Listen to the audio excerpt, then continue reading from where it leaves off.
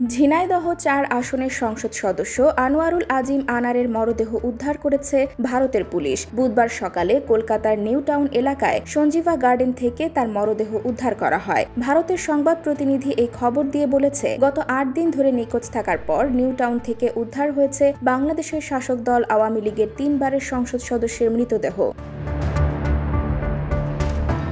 ভারতীয় সংবাদ মাধ্যম TV9 বাংলার প্রতিবেদনে বলা হয়, গত ১২ মে কলকাতায় যান আজিম। একজন অফিসারের ফ্ল্যাটে উঠেছিলেন তিনি, সঙ্গে ছিলেন আরও ৩ জন। বরানগর এলাকায় সিঁথিতে যে বন্ধুর বাড়িতে উঠেছিলেন আজিম, তার নাম গোপাল বিশ্বাস।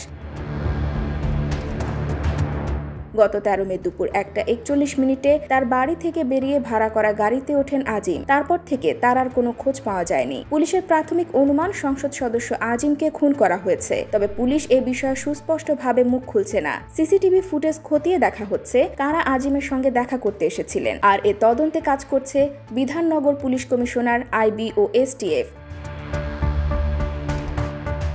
পশ্চিমবঙ্গের সংবাদ প্রতিদিনের এক প্রতিবেদনে বলা হয়, ভারতে চিকিৎসা করাতে এসে খুন হয়েছেন বাংলাদেশের সংসদ সদস্য আনোয়ারুল আজিম। গত ৮ দিন ধরে নিখোঁজ থাকার পর নিউ টাউন থেকে মরদেহ উদ্ধার হয়। আওয়ামী লীগের ৩ বারের MP ছিলেন আজিম।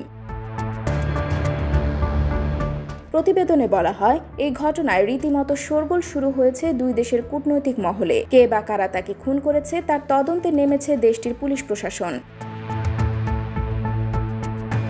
IBTV USA, New York।